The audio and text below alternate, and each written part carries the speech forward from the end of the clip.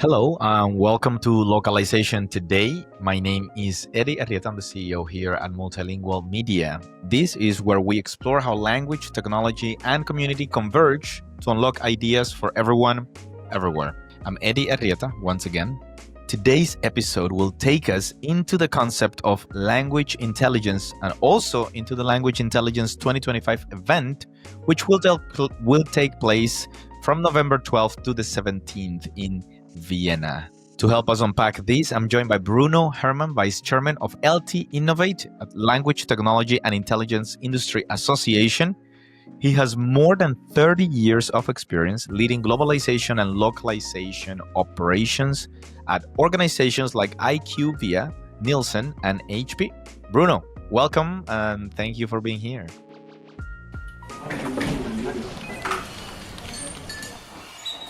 Thank you for having me, Eddie. It's nice to be here. Yeah. And it's great. Off the recording, we were going a little bit over some of the concepts for tonight. I'm saying tonight. It's morning for me. But maybe some of the listeners are listening to it at night.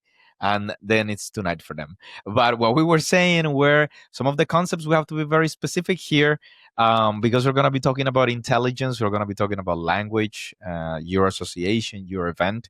So we want to do a good job of outlining what the conversation is about. Bruno, welcome. Tell us anything you want about yourself, but also tell us about language intelligence. What is it? How do we understand it? How can we start unpacking it? Yeah, thanks a lot for this first question. It's really, it should be the starting point for this conversation because indeed, probably language intelligence means different things to different people, just like other concepts, by the way. It's not the only one. I would say that just to keep it simple and short, I would say that language intelligence is all the solutions that enable humans to communicate between themselves, so communicate with other humans, communicate with machines, because now, of course, there is a higher degree of automation. So everything that is enabling those conversations, those communications, is important. Of course, it is not just technology, it is also the processes, which is how you are using technology, because that's important to define and design, and the people, humans. I know it sounds a little bit strange today to talk a lot about humans, but we are in a tech-driven world. So language technology is really driving many actions, many channels that we are using to communicate in the same language, but also in different languages. So content intelligence is broader than translation, localization, or transcreation. These activities are critical, but language intelligence goes beyond and just to reach to everything that we do and everything that we say when we communicate. Again, either between us humans, or more and more today, of course, with machines, with agents, for instance. I know many people talk about AI agents for the moment. That's an example of how we humans, we might be able to communicate with the machine, which are the agents. So that's in a nutshell what language intelligence is covering. And thank you for that outline. It helps us have the conversation in the proper frame. Language Intelligence 2025, and another year. For those of us that are familiar, could you recap a little bit of the history of the most previous events and what can we expect to see in Language Intelligence 2025 and anything else you want to share, of course? Yeah, absolutely. So as you mentioned, Eddie, this year we are going to have the event in Vienna again, just like last year, from November 17 to November 19. So it's going to be the best event probably ever that we are going to organize, because obviously in the past years we had those events on language intelligence. But now with AI being on the table of nearly everybody, we have an opportunity actually to really frame language intelligence into more pragmatic and to more realistic, I would say, discussions. In the past, of course, I remember the previous conferences, we were talking a lot about automation in general, which were at that time mostly about NMT, neural machine translation, sometimes about other types of automation like RPA, robotic process automation. So those conversations were in line with what was hot at that time in the previous years. And the thing that we noticed very interestingly actually is that we were able to welcome more people who are not the usual suspects in the language industry. When I say the usual suspects, I mean the people who are presenting in other conferences and the people who are labeled as translation or localization, for instance. And, I remember 5-6 years ago, we had quite a bunch of people, localization managers, translation managers, etc. And we had, of course, also other roles, other people with different roles like product managers, marketing managers, IT leaders, etc. And now, interestingly, a few years ago, I could see some sort of evolution in the audience, which is now more made of people dealing with content, not just dealing with multilingual content, but dealing with content in general. So people creating the content, people testing the content, people designing solutions. All these people don't have the label called localization, or they don't have the label, translation, transcreation, etc. They are responsible for what I personally call global content operations or global product management. So this is a very interesting evolution in the audience and also for the conference, because of course we can include more topics and to include topics that are about integrating and elevating translation and localization and multilingual content management as a whole. We can integrate those activities into something bigger, which is called global content operations or global content management. And I know that this discussion is taking place in other parts of the language industry. People saying, yeah, we're going to shift left, which personally I think it should be shifting left and right, not just left, but that's a different discussion. And actually, that's a very interesting synchronization between the language industry and other industries, specifically on the client side, when you see more and more client organizations integrating and elevating, I insist on elevating, multilingual content management into global content operations. So that, for instance, people in charge of localization are no longer isolated in the organization. They are part of something bigger, which is creating the value for the business. And this thing is called value chain, supply chain, and of course, operational chain. So I think that's a very interesting evolution. And this year, when people will look at the program, they will see that we are more diverse than ever. We have industries. We will have industries like, the defense industry, the transportation industry. These industries do not present very often in other events of the language industry.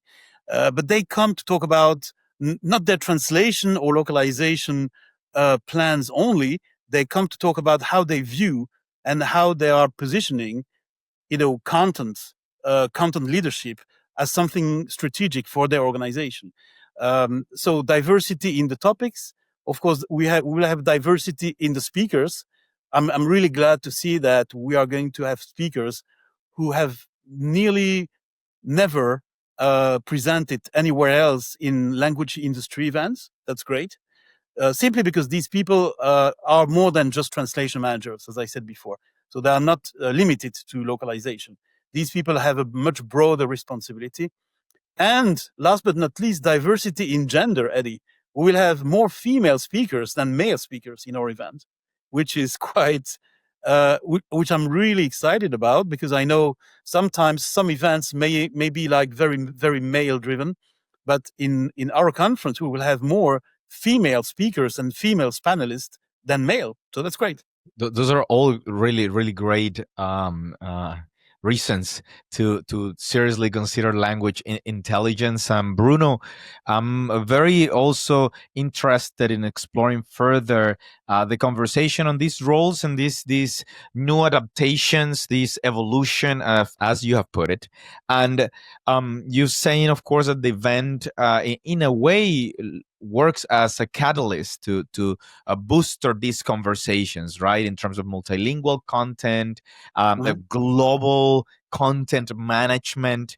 There might be some fear in the industry that is like the centralizing something and then almost dissipating the industry per se into something that is unrecognizable.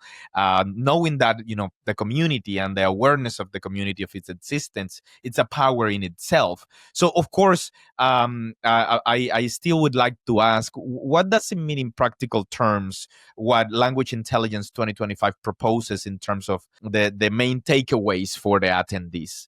Me as an attendee, what am I going to get from these great perspectives that you are bringing? I can intuitively feel it already. What are the perspectives that we would get? But what do you think we're going to be getting from it? Yeah, that's a great question. I think in terms of takeaways and in terms of practical materials, this conference is made of use cases only. So there will be no theoretical discussions. It will be, even if it's a panel, it's going to be about use cases, about experiences from people doing it, not just people saying what they do, but explaining why they are doing it.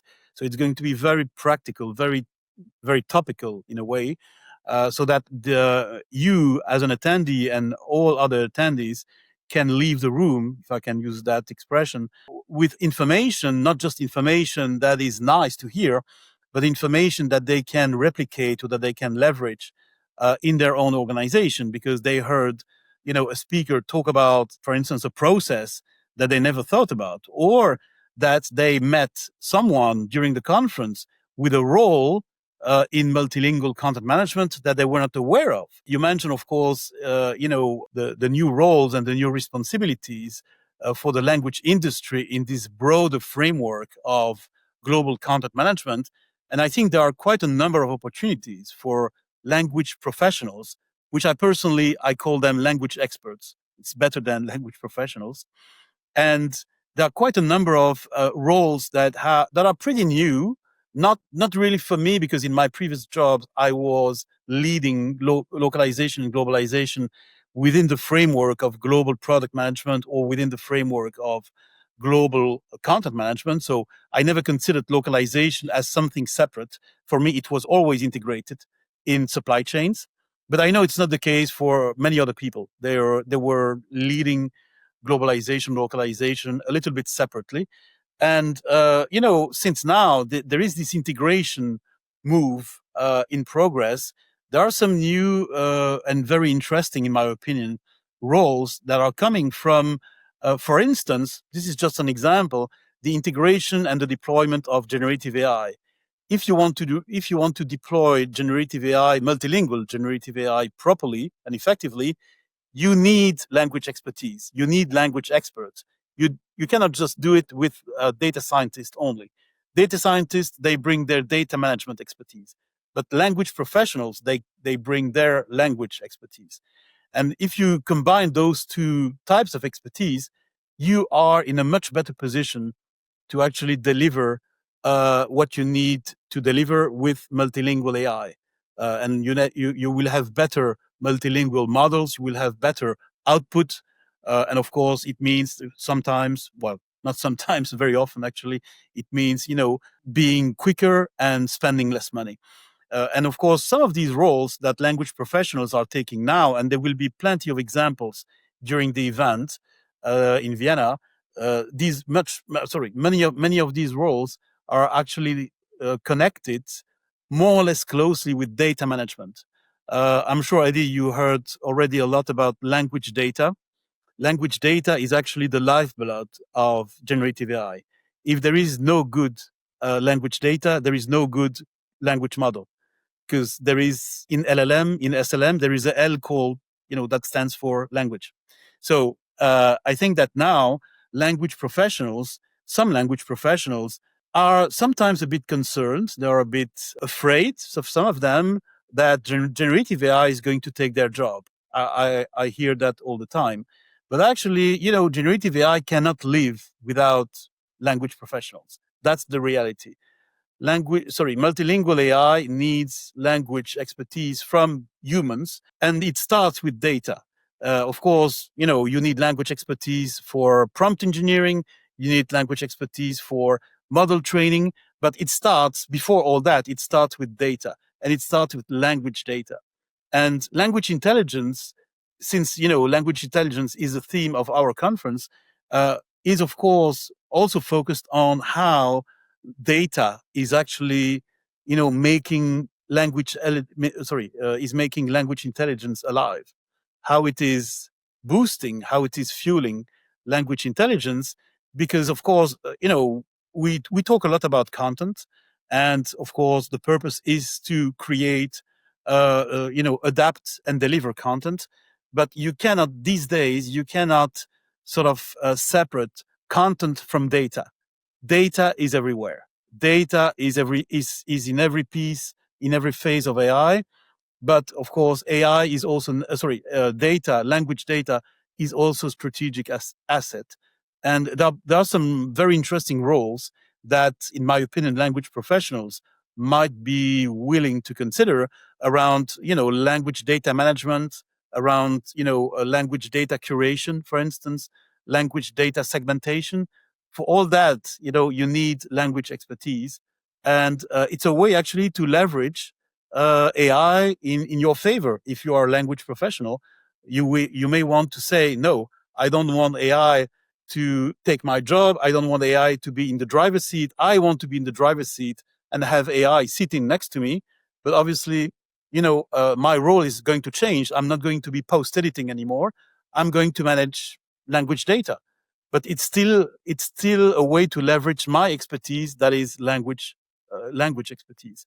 So I think that's part of the takeaways that people will get, during and after the conference. And of course, we'll be paying close attention to what people say about the conference and also what's in the program. So, what else can you tell us about your favorite parts of the themes, the tracks, the discussions that you see coming up for November? Anything that you can share with us to give us an idea of those specifics that we're going to be seeing? Yeah, that's a very interesting question. I'm not going to be very objective here because I'm part of the organizing committee, but I'm excited about everything. But there is one thing I'm excited about, which is that in the program, and if you read the program, you will see that after the first day, there is a mix, not just a mix of use cases, a mix of industries, but there is also a mix of clients and suppliers in the same room,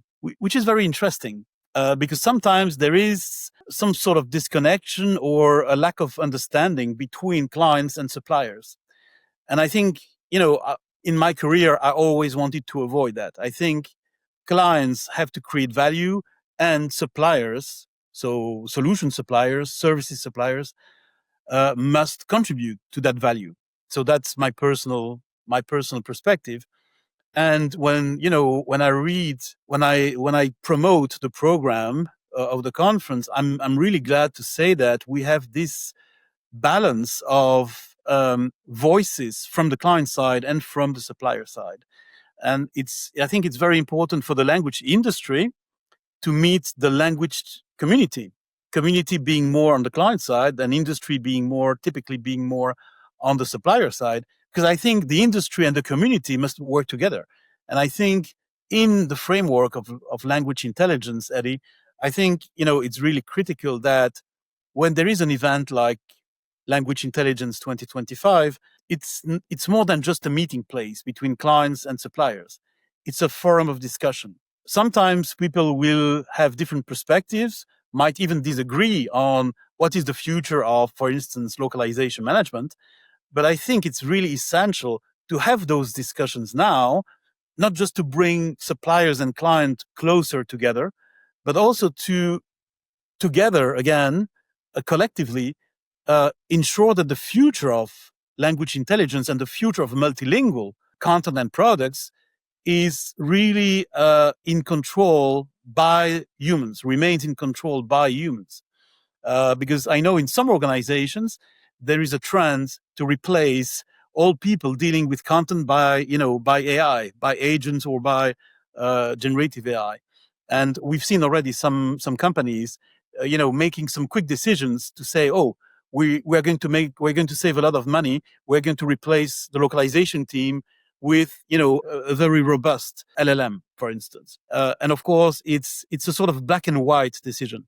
Very it's the one or the other. But the reality is that it's not the one or the other; it's the one and the other. So that's for us also a way to promote and to highlight why, again, based on use cases. I insist on that. It's not theoretical. We are really going to dive into use cases from pharmaceutical companies, from the defense industry, from the retail industry. We will see how those industries are keeping their multilingual content strategies alive, and they are even more than alive. They are keeping their strategies moving, growing, by getting this balance right between machine intelligence and human intelligence, just to summarize it.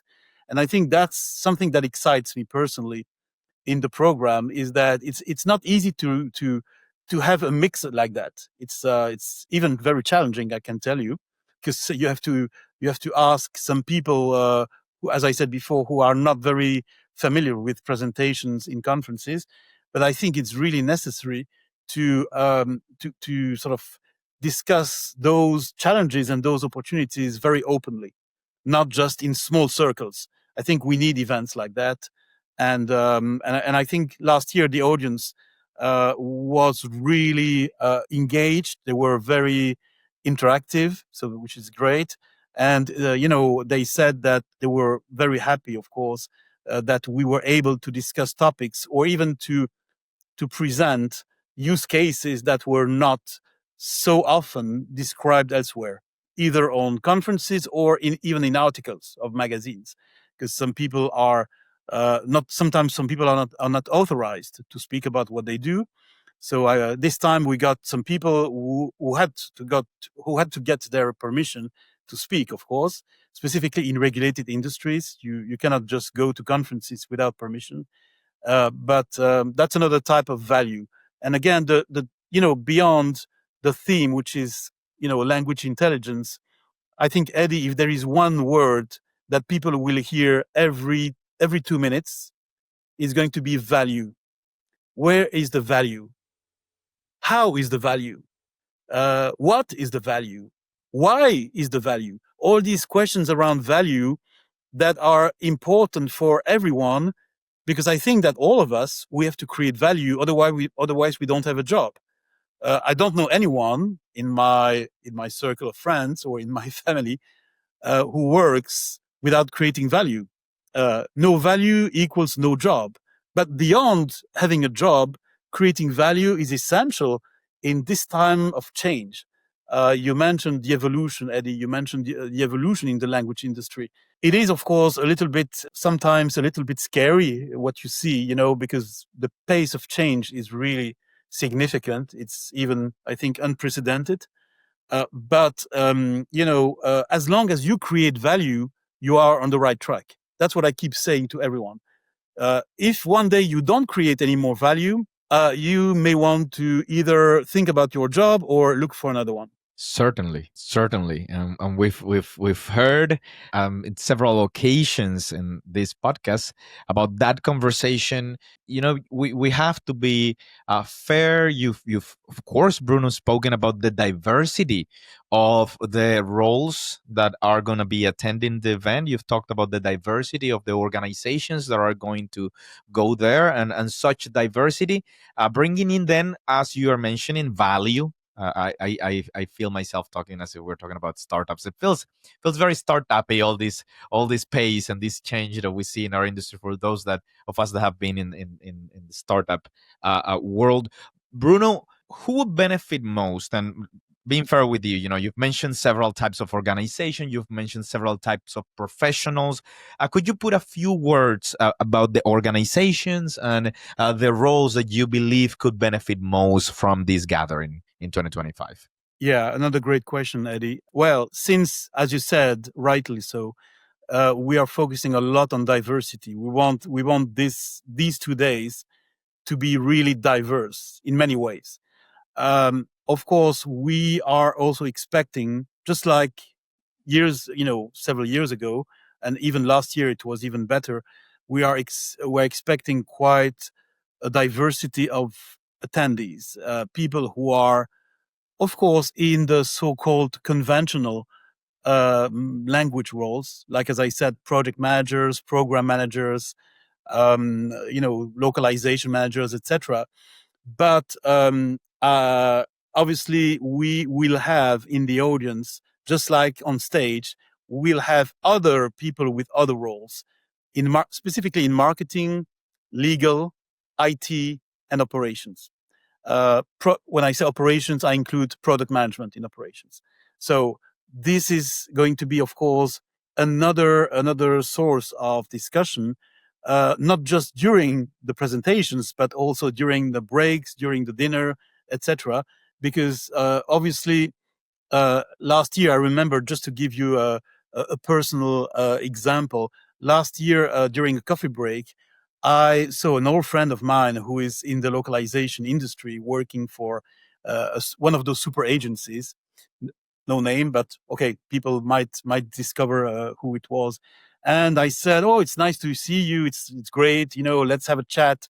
And then at the same time, a few minutes before, I met another person, an ex-colleague, who is a product director in a big multinational.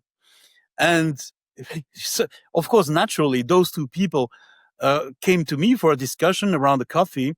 And I realized, they started talking to each other. I was not even existing anymore, because, the product director was asking, "Oh, you are leading localization. So what are your solutions?" Because I'm a product director. I'm working in the market research industry. And of course, we are dealing with a lot of content, multiple languages, multiple markets, etc. And so the conversation started like that. And after a few minutes, I said, "Oh, I will leave them. They are well connected." So this is an example of how the discussions are going really beyond what many people might expect. Because I know last year, several people came to me and they said, "Well, it's so great actually to be able to talk more about, to be talking more about the non-typical topics." Of course, process management is interesting. Of course, cost management, the pricing models, all that are very interesting topics. But you realize that, if you are meeting a general from the Austrian army, or if you are meeting a leader, a marketing leader in the retail industry, if you are a language professional, you will have a very different type of conversation. You will not talk so much about, how you manage your files and how you transaction your files in the system, in the TMS or in the CMS. You realize that with those people, you are discussing topics that are really from the trenches, in the field, happening, not just something that is there, but it's not used. It's really heavily used. And of course, people in the audience and people speaking, will be benefiting from this diversity of roles. And personally, I think it's something that the language industry should do more, not just in our conference, but more inviting people who don't have in their job title, who don't have the word language. I worked myself in different industries: market research, tech industry, life sciences. You cannot imagine the number of people I met throughout the years who are responsible for language management, multilingual or monolingual, and who didn't have a job title that was leading you to think that they were responsible for language management. They had the title of, senior director of global operations. And that person was responsible for, multilingual content management. So sometimes it's difficult to detect where the responsibles, when I say the responsibles, not just the buyers, but also the decision makers, because the buyers are not always the decision makers. But if you are looking for, conversations with decision makers and buyers, then you have to scratch the surface of what is called buyer. And you have to start engaging with people who are indeed leading operations, leading marketing, leading communications, leading IT, because these people have a role to play. They are making decisions about multilingual content management, and the as a result, you cannot just say, "Oh, these people are not interesting for me because they are not in my field." My field is, language management, translation, localization, content creation. No, there are many more people who are interesting and I would say even inspiring when it comes to language intelligence to talk to, and these people are going to be there. A number of these people are going to be there more than last year. I can see that already now with the list of attendees that we have. The diversity is going to be even the bar of diversity is going to be raised even higher this year than last year. Yeah. Bruno, congratulations, and of course, good luck. I know this event is going to be a great success. Why don't we end the conversation a little bit with the upcoming deadlines? Any ideas on those that are excited about the event? What should we do? What other things are there to be done? Okay. Well, of course, we are not fully booked yet, so that's good. That obviously, people can still check the program on the website. So, language-intelligence.com, which is our website. They can find all the details, not about the programs, not just about the programs, but also about the speakers. Well, everything that you can expect to know about the conference. And obviously, there are different ways to attend. So I know some people, for instance, they don't have the time to attend the whole conference, so they can, of course, choose to attend just one day and the dinner, or one day without the dinner. So there are quite a number of options on the website in terms of rates. For people, just for people to pay for what they are going to get as value. So if they are paid for 2 days, they are going to get value for 2 days, and so on. So I just think that people should go to the website as often as possible to check not just the pricing model, but also to check the updates that we are making to the program, because we are still adding a few people now. Very excited about that too, and we are going to publish some videos as well. We already published a video for the panel that I will have the pleasure to moderate. This is a video with Esther Coriel from Zoetis. And in the coming weeks, we are going to publish more videos from speakers who will actually share some sort of sneak preview of what they are going to say in the conference. So people should watch out for those videos, which we published on social media and also on the YouTube channel of the LT Innovate Association. So that's the best I can. I'm not going to replace the website. So the website does the job much better than I do. I believe the website is much better than you at explaining all of this. Bruno, thank you so much for your time today. You're welcome, Eddie. It was a pleasure. Thank you.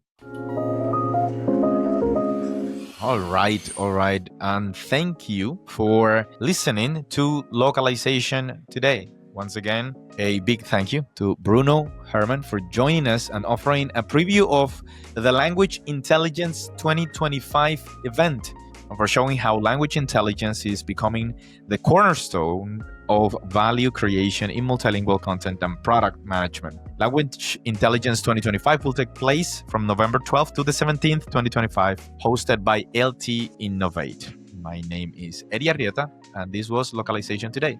Until the next time, goodbye.